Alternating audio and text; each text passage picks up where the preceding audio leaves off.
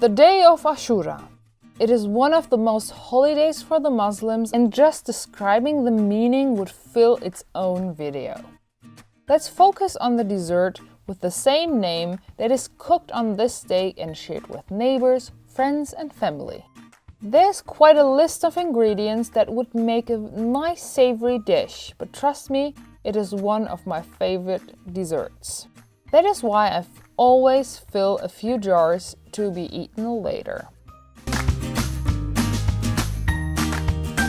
You will need 180 gram wheat, 165 gram chickpeas, 160 gram navy beans, 80 gram rice, 70 gram bulgur, and 270 gram sugar. Now let's enhance the sweetness with currants, raisins, apricots, and dried figs. These amounts and the ingredients themselves will of course vary for each and every family, but I stick to mine because it is the perfect balance of sweet, at least to me. First things first, you need to soak these. All the ingredients will expand a lot. Like this, wheat and beans need their sweet time too. But I always soak the chickpeas separately and pour the water away, and look how they have grown. Add them to the water of the others and turn the stove on. As much as we might have soaked them in, they need to be getting softer so that we can continue with the other ingredients. Always add more water as needed. As rice and bulgur don't need long cooking, I add them when the chickpeas have softened a bit. The same goes for the raisins and currants, which I have soaked as well. I'll be adding the water of them whenever I have the need. And you just continue to cook this. It has to boil quite a bit until it starts to thicken. My mom calls it kind of glue-ish. When we get that consistency, we can add the small chopped dried apricots to the ashura as well. As the beans and chickpeas take quite a bit to get completely soft, we have to add water and continue cooking. It generally takes about 1.5 hours to get this done from start to finish. So be patient.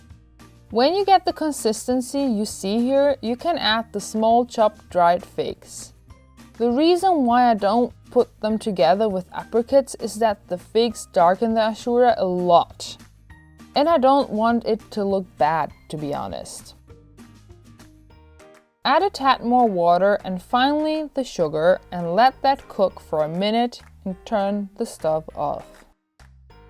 And that's pretty much it. You can fill this into bowls or keep them in the pot and take out as much as you want later on. But as we always share this dessert, it has to be more presentable. That's why we are using pomegranate seeds, some dried figs. Cinnamon is a must, a variety of nuts and apricots.